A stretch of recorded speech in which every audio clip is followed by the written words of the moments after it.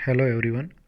BSc first year के पिछले video में हमने प्लाज्मा मेम्ब्रेन की शुरुआत की थी, जिसमें उसका केमिकल कंपोजिशन पढ़ा था। उसमें हमने सबसे पहले लिपिड की बात की थी। इस वीडियो में हम उससे आगे का भाग पढ़ेंगे।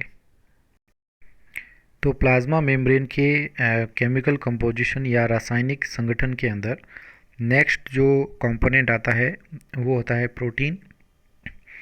In the membrane, it is present as enzyme protein, carrier protein and structural protein।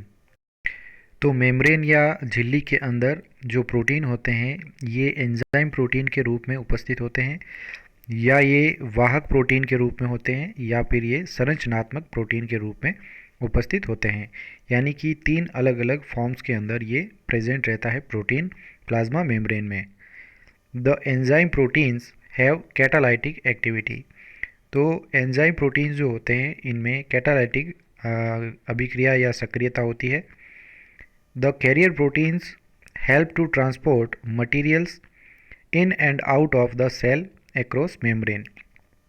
तो इनमें जो वाहक प्रोटीन उपस्थित होते हैं ये परिवहन में सहायक होते हैं। तो परिवहन किनका करेंगे ये? इनके अंदर जो मटेरियल्स होते हैं, कुछ पदार्थ जो होते हैं जो कोशिका से बाहर जो है जाते हैं या उससे अंदर की ओर आते हैं।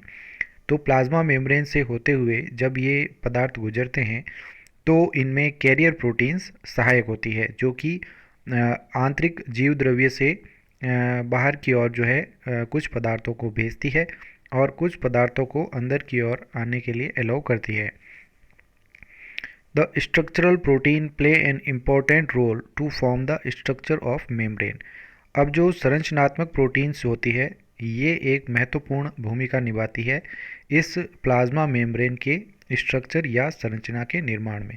यानी इसकी जो संरचना में जो भाग लेने वाले प्रोटीन के अणु होते हैं ये सभी स्ट्रक्चरल प्रोटीन्स कहलाते हैं। इसके बाद प्लाज्मा मेम्ब्रेन में आने वाला जो तीसरा कंपोनेंट है वो होते हैं carbohydrates. They occur in the form of glycolipids and glycoproteins.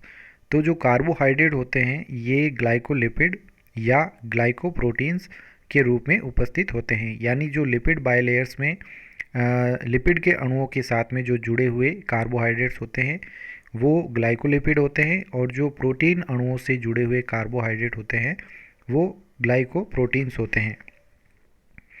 Both of these forms are confined exclusively to the external membrane surface।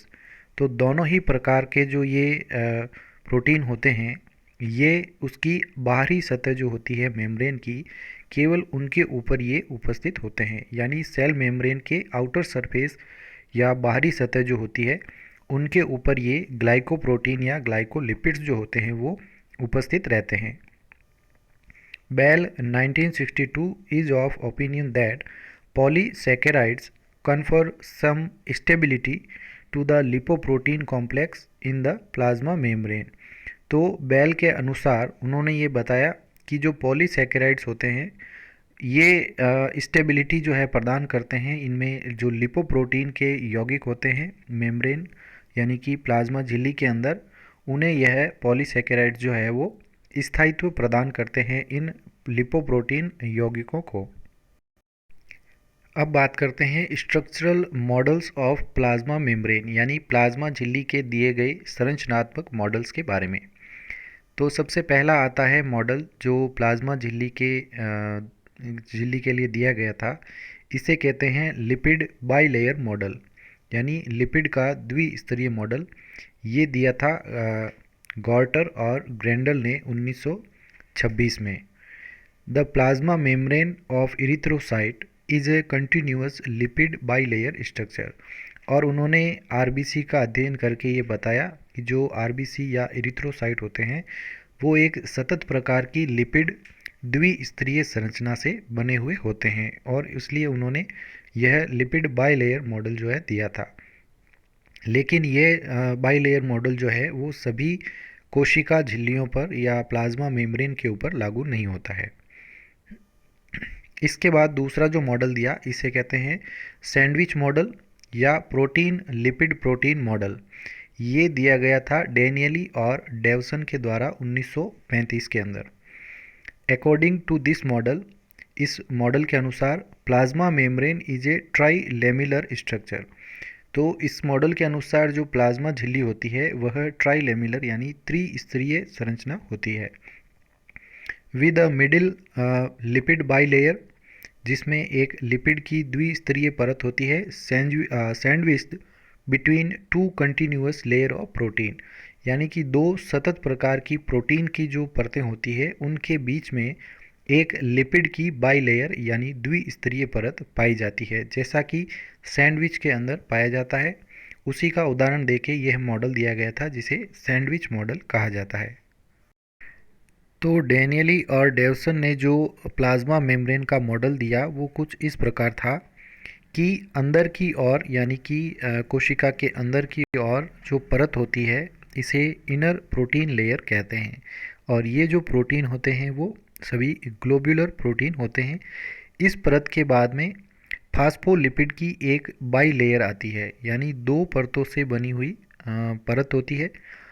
अब इसके अंदर जो लेयर होती है फॉस्फोलिपिड की, इनमें जो ऊपरी सिर भाग होता है इनका, ये हाइड्रोफिलिक हेड होता है, यानी जो सिर भाग है वो जल रागी सिरा होता है, और अंदर की और जो टेल पार्ट होता है या पुच्छ भाग होता है ये हाइड्रोफोबिक होता है, यानी जल विरागी सिरे होते हैं। और इसी के विपरीत जो है ये अणु इसके सामने व्यवस्थित रहते हैं। तो ये एक दूसरे के सामने व्यवस्थित रहते हैं, इसमें लिपिड की दोनों स्तर।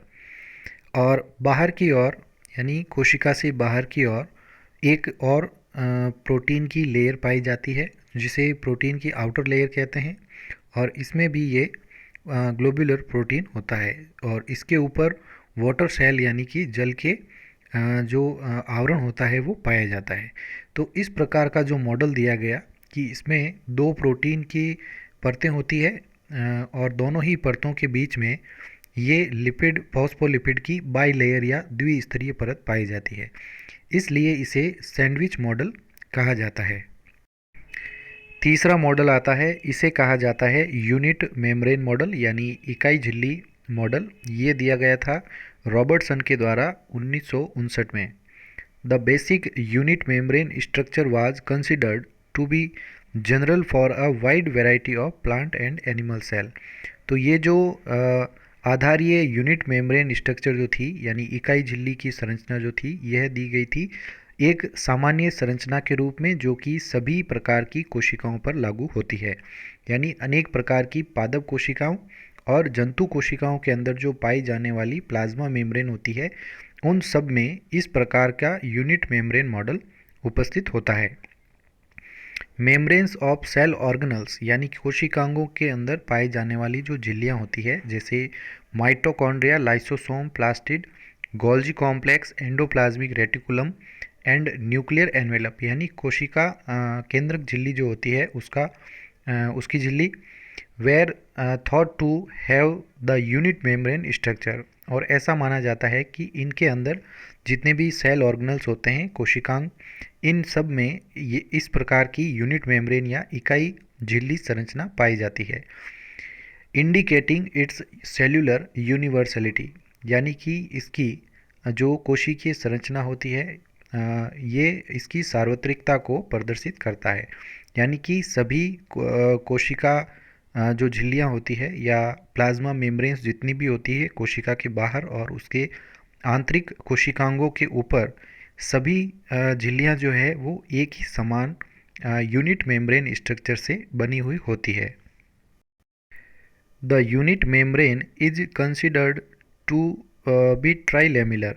तो जो यूनिट मेम्ब्रेन या इकाई झिल्ली की जो मॉडल दिया गया था इसमें ये बताया कि यह यूनिट मेम्ब्रेन ट्राइलेमिलर होती है, यानी त्रिस्तरीय होती है, with a biomolecular lipid layer between two protein layer, यानी दो प्रोटीन परतों के बीच में एक बायोमोलिक्यूलर जो है या जैव आणविक जो संरचना होती है लिपिड लेयर की वो पाई जाती है। तो ये जो यूनिट मेम्ब्रेन जो रॉबर्टसन ने दी उसने ये बताया कि इसमें इनर प्रोटीन लेयर होती है और उसमें बाद में लिपिड के जो लेयर होती है वो बीच में उपस्थित होती है और आउटर एक प्रोटीन लेयर उपस्थित होती है। तो ये जो है यूनिट मेम्ब्रेन मॉडल कहलाता है। According to this model all biological membranes have same basic structure. तो इस मॉडल के अनुसार सभी जो जैविक झिल्लियाँ होती है इन सब में एक समान आधारीय संरचना पाई जाती है। जैसे the average thickness is about 7.5 nanometre या 75 एंगस्ट्रम। तो सभी झिल्लियाँ जो होती है इनमें औसत रूप से इनकी जो मोटाई होती है वो 7.5 नैनोमीटर या 75 एंगस्ट्रम पाई जाती है। दे हैव कैरेक्टरिस्टिक ट्राइलेमिलर स्ट्रक्चर, यानी इन सब में जो अभिलाक्षणिक त्रिस्तरीय जो संरचना होती है यानी 3 लेयर्ड जो संरचना होती है ये सभी झिल्लियों में पाई जाती है।